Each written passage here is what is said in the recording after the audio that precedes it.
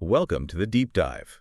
We're here to, cut through the noise and really get to the core of what's happening in tech. Yeah, straight to the good stuff. And today, we are plunging right into Apple. There's always a buzz, right? Yeah. But we're looking beyond just the shiny new gadgets. We're exploring how these things actually get made. It's this, world of amazing innovation, but also surprising challenges, these deep global links. Absolutely. And our job today is basically to give you the shortcut, Right. help you get properly informed, find those aha moments so you really get the tech you use every single day. Right. We've pulled together insights from, well, all over, leaked reports on the iPhone 17 Pro, the big WWDC 2025 announcements, new OS stuff, AI, Yeah. a deep look at Apple's whole manufacturing game, and even some pretty heated online debates about macOS. Okay, so we're cutting through the jargon, getting you the key takeaways. Let's unpack this, starting with what might be coming to your hand. Maybe even your face eventually. Sounds good. Yeah, let's start with hardware, the future stuff. iPhone 17 Pro, specifically. The latest leaks are pointing to a pretty striking redesign. Okay. For both the 17 Pro and the 17 Pro Max. Expected launch probably around Friday, September 19th. And what's this about a big material change? I heard something metal. Yeah, that's the really interesting bit. Reports say they're moving to a metal chassis, metal camera surrounds, metal camera panel even. Wow, so that's quite different from the glass on the 16 Pro, right? What's behind that? Just looks, or is it durability? Maybe something else. It's probably a mix, Durability is definitely part of it, especially for the camera bump that gets knocked around. True. But it could also be about that premium feel, moving away from the all-glass, which, let's be honest, felt a bit fragile sometimes. What's also interesting is this continued push for eSIM-only designs, getting more common. Right, but not everywhere, I heard. Exactly. And here's where it gets kind of wild. Reports claim different metal-covered battery shapes depending on where you buy the phone. Like different shapes. Yeah, like L-shaped for the models that still have a physical SIM slot, and rectangular for the eSIM-only ones. Imagine custom-fit batteries for different regions. That's pretty detailed customization. Like some fit batteries. Okay, that is unexpected. But Apple's clearly thinking bigger than just phones. This whole augmented reality thing, the long game. What's the real strategy there? Oh, it's definitely a long game, super ambitious. You look at Ming-Chi Kuo's roadmap, the analyst, he's mapping out 7 new AR or wearable products in just the next few years. 7. Okay. Yeah. And the key thing seems to be this tiered approach. Different products for different people. So a Vision headset family, kind of. What does that look like? Well, first up, probably Q3 2025, there's a minor update, the M5 Vision Pro. Mostly just a chip upgrade, keep it premium. Standard refresh. Right. But the big one, the one aimed at, everyone, that's the Visionaire, slated for Q3 2027. Visionaire. Okay, that sounds like their attempt to make this stuff mainstream. Exactly. It's expected to be way lighter, maybe 40% less than the current Vision Pro. Wow. Built of cheaper materials, plastic, magnesium alloy, not the fancy titanium and glass. Powered by a top-end iPhone chip, fewer sensors. It's their direct shot at MetaQuest, really trying to bring spatial computing to more people, make it comfy, make it more affordable. Makes sense. And for the pros, They get an upgrade too. Second-gen Vision Pro, probably second half of 2028. New design, lighter still, Mac-level power, maybe even a lower price. so yeah, definitely distinct lines there. But what about something less headset-y, like smart glasses? Yep, they're on it. First-gen Apple glasses, Mm-hmm. projected for Q2 2027. Think of them as Apple's take on those Meta Ray-Bans. Ah, Features like voice and gesture control, taking photos, videos discreetly, some AI smarts for sensing your environment, audio probably through AirPods, and Apple multiple frame styles, that signature polish. right. We might see a couple more XR glasses with actual displays later, maybe 2028, though one project, like a tethered display for your Mac or iPhone, apparently got paused. Too heavy. So the big picture here is trying to take this from niche tech to something lots of people use. Totally. The belief is Apple jumping in could push the whole smart glasses market past 10 million units shipped in 2027, turning it from a curiosity into a real trend. Apple might not be first, but they often aim to be the ones who get it right for the mainstream. Okay, so we've got this future hardware picture, phones, headsets, glasses, but hardware is nothing without the software, right? How is Apple changing the actual experience? Let's get into that big WWDC 2025 software stuff. Yeah, this is massive. It's called Liquid Glass. And it's not just a facelift, it's Apple's biggest design shift since iOS 7. The goal seems to be a truly unified spatial computing experience across everything. Unified. So Liquid Glass isn't just for the iPhone then? Nope, not at all. It's coming to iOS, iPadOS, macOS, watchOS, tvOS, the whole family. Wow. Think about your apps, your interface, not just looking the same, but feeling like they belong together, flowing smoothly, whether it's on your watch or a Vision Pro. Blurring the lines between the systems. True. They're even dropping version numbers for years, like macOS 26, iOS 26, just to make it all feel consistent. And AI. There had to be AI, right? Mm. Apple Intelligence. Of course. WWDC brought Apple Intelligence. System-wide AI features. You've got live translation, visual intelligence stuff, better image playground. Okay, standard AI upgrades. Well, yes and no. The really key detail is this foundation models framework for on-device large language models. Right. Break that down. What does on-device really mean for me and for developers? So foundation models are like those big AI brains, pre-trained. Putting a framework for them on your device means Apple can offer really smart AI features without sending your personal stuff to the cloud constantly. The privacy angle? Exactly. It's a big differentiator. Plus, for developers, Xcode 26 is getting LLM support built in, like ChatGPT, to help with coding, testing. That's a big productivity boost. So AI for us users and AI to help build the apps. Makes sense. Pretty comprehensive. Now, most of this AI stuff is coming this fall, but Siri's big upgrade. Apparently still delayed, maybe spring 2026. They're tweaking the quality. Oh, Siri. Always the bridesmaid. Yeah. But when it does arrive, it's supposed to be much smarter. Understand your personal context, emails, messages, files, recognize what's on your screen to take action, integrate deeper with apps. Like asking, where's that recipe Eric sent? And it actually knows. That's the dream. A Siri that actually works for you. Right, that I could get behind. So with Liquid Glass setting the visual tone and Apple Intelligence adding the smarts, let's get practical. What does this mean for your phone, your watch, your Mac this fall? Give us the highlights. Okay, let's run through it. For iOS 26, besides the new look and AI, there's a real focus on communication control. Oh, so? Features like call screening, hold assist, message filtering. Feels like Apple's trying to help you manage the digital noise, fight spam smarter. Plus polls and messages, custom chat backgrounds. You know, the fun stuff. CarPlay gets cleaner too, less distracting. And this is clever. An AI-powered adaptive power mode. Learns your habits to stretch battery life. A personalized power saver. Actually sounds useful. What about the watchOS 26? Liquid Glass comes to the watch face, naturally. Redesigned workout app, smart stack, but the headline act, Workout Buddy. Workout Buddy. Yeah. First of its kind fitness companion, uses your data and voice motivation. Wait, my watch is going to cheer me on. Apparently. Personalized encouragement during a run, it's bold. Leaning into AI for emotional support, almost. Huh. Okay. Is that something people actually want, though? Or could it be annoying? Fair question. Success depends entirely on how well it's personalized, right? Not intrusive. It's definitely an experiment. Could be amazing, could be a gimmick. We'll see.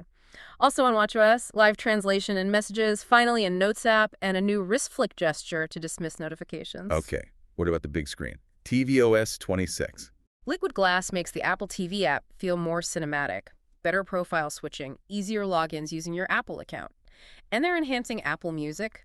Sing, you can use your iPhone as a karaoke mic now, with real-time lyrics, plus FaceTime gets contact posters. Karaoke night just got serious. And for the early adopters with Visionaire 26. Right. For Vision Pro users, spatial widgets become fully customizable, anchored in your space. Spatial photos get more lifelike depth using generative AI. And Persona's your avatar, getting super realistic rendering. How realistic are we talking? Highly detailed, individual hairs, over 1,000 glasses options. The goal is making your digital self feel uncannily real, plus sharing spatial experiences, multiplayer gaming support with PlayStation VR 2 controllers. Okay, bringing it all together. And finally, the Mac, macOS 26 Tahoe. How does Liquid Glass land there? Mac gets the Liquid Glass treatment too. Translucent materials, refined dock, customizable folder colors. But the practical stuff is probably the expanded continuity. A new phone app on Mac. See your recent calls, voicemail, use call screening, and live activities from your iPhone pop up in the Mac menu bar. It's all about making the devices feel even more connected. Seamlessness. Exactly. Spotlight Search gets a major boost to smarter filtering, direct actions, makes it much more of a central hub. And of course, the AI features like Genmoji and Image Playground arrive, plus tools to, say, pull action items from notes or auto-sort reminders. And anything for the gamers? Yeah, a new Apple Games app, probably replacing Game Center, better game discovery, and overlay for in-game settings. But the big news for performance is Metal 4. Apple's graphics tech. Right, big upgrade. Means developers can push harder, smoother visuals, faster frame rates. Good news for high-end games like Crimson Desert, Cyberpunk 2077. Really shows Apple's serious about Mac gaming. Good to hear. Any other quick hits from Echoes? Significant accessibility updates, vehicle motion cues, magnifier via continuity camera, much faster personal voice creation. Heads up, though, Tahoe is probably the last version to support some Intel Macs. And keep an ear out for Charismatic, a new OS rumored for smart home hubs. Yeah, okay, wow. That is a ton of updates across the board. Yeah. Despite all this new stuff, I keep hearing this rumbling online, especially about macOS, like a feeling it's lagging. What's that all about? Yeah, it's a real counter-narrative you see, especially on places like Reddit, people asking, has macOS development stagnated? A lot of users feel the yearly updates aren't adding real value. Just shiny looks, maybe, even with liquid glass coming. Exactly. Or features they see as gimmicks like desktop widgets or a stage manager, although, some people actually love stage manager. Right, it's divisive. Yeah. But the biggest complaint seems to be window management. Oh, yeah. Loud and clear. People call it the worst out of any desktop OS by far. It's why so many install third-party apps like Magnet or Rectangle just for basic window snapping. It is kind of funny, isn't it? Apple, the design king, and basic window management is a pain point. That thing where full screening an app throws it into a new space. Drives people crazy. Messes up their whole workflow. It feels like a fundamental miss sometimes. And it's not just that, right? Other gripes. Yeah, bugs are mentioned a lot. Crashes with external monitors, Finder quirks, memory leaks. UI inconsistencies is another common one. The Settings app gets hammered for feeling like a clunky iPad port. The Settings app transition. Yeah. Even the Calculator app gets called out for being unacceptable with its currency conversion. And some bring up planned aging, feeling like Apple cuts off perfectly good hardware from updates too soon. Yeah. So a feeling Apple's maybe coasting or just following trends, not innovating like they used to. That sentiment is definitely out there. But, and this is where it gets really interesting, there's a strong counter-argument. From the engineering side. Exactly. The argument is Apple has been innovating just maybe under the hood in ways you don't immediately see. Like the Apple Silicon transition. Precisely. Moving to their own chips, ARM-based, and making Rosetta 2 work so seamlessly that old Intel apps often run better. That was, frankly, miraculous engineering. But because it just worked, many users didn't grasp the scale of the achievement. Good point. It was almost invisible. Right. Or the new file system, APFS. Features like zero copy for efficiency, better security with read-only system volumes. Significant stuff, but not flashy features. So for you, the longtime Mac user, maybe it's this tension. You want stability and polish, but also new, cool stuff. Some people point back to Snow Leopard, right? The release that was all about refinement. Yeah, exactly. macOS is mature. Does it need new baubles every year, or does it need rock-solid stability and bug fixes? It's that classic fight between visible features and foundational work. A real dilemma. Okay, let's zoom out again. From software debates to the physical reality. How does all this stuff actually get made? Let's unpack that. Designed in California, assembled in China, line. Right. That phrase really defined Apple manufacturing for, a decade plus? China became the world's electronics factory, and Apple was a huge part of that. And the shift was massive, wasn't it? Yeah. Early on, assembly was cheap per phone. Yeah, back in 2009, final assembly in China cost maybe $6.50 per iPhone. Tiny amount. But fast forward to 2018, and Apple was sourcing components worth $104 per iPhone directly from China. Huge investment in Chinese factories. Shows how deep that integration went. Okay, but recently we hear all this talk about China plus one. Yeah. Companies diversifying, moving some production elsewhere. India, Vietnam, Mexico. There's definitely been a lot of talk, and those countries are certainly eager for the business. But how much is actually happening? Yeah. Is Apple really pulling out of China in a big way? Well, the analysis suggests the shift is maybe more limited than headlines might suggest. Sure, there are increases elsewhere. You see some iPhone assembly moving to India, AirPods being made in Vietnam. But the vast majority of Apple's supply chain still deeply rooted in China. So this raises a key question for anyone buying these products. Who's actually making the money here? If assembly is cheap, where's the real value? That's the crucial point. Final assembly is maybe $10 on a $1,000 phone. Peanuts. Most of the profit, the value, goes to companies making the complex, high-tech bits, semiconductors, displays, and of course to Apple itself for the design, brand, and sales.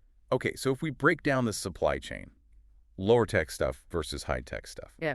where do Chinese firms fit in? Right. In the lower value segments, Chinese firms have made huge inroads. Commodity metals like aluminum, they've pretty much replaced Western suppliers.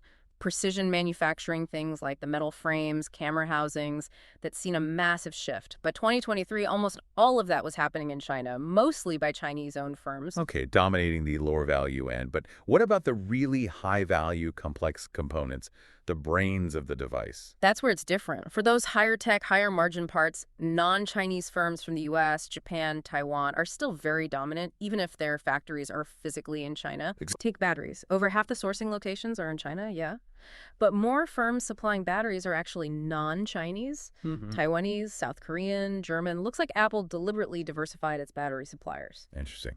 And semiconductors, the chips. That's maybe the highest value part. Only 4 out of over 30 Apple chip suppliers are Chinese. The vast majority, 63%, are U.S. headquartered. Wow. Same story with printed circuit boards, PCBs. Most factories are in China, sure, but an incredible 88% of the companies supplying Apple's PCBs are Taiwanese. So it's way more nuanced than just made in China. It's about who owns the tech and the value, even if the factory is there. What about bigger forces? Politics, sustainability. Yeah, geopolitics definitely plays a part. U.S. tariffs, general tensions, they are pushing diversification faster. But at the same time, Beijing is likely pressuring Apple to keep buying from Chinese factories where possible. It's a balancing act. And sustainability. Apple talks about that a lot. They do. Big goal of carbon neutrality by 2030. Lots of initiatives around recycling, renewables, less packaging. So you've got this complex mix, economic reality, political pressure, and Apple's own corporate values shaping where and how your iPhone gets made. Absolutely. What a journey. We've gone from, the sleek metal iPhone 17 Pro, the AR glasses vision, through this whole liquid glass software world and Apple Intelligence, and then right behind the curtain to the global supply chain dance. It really shows Apple pushing hard on so many fronts, right? Yeah. Building this cohesive, smart ecosystem.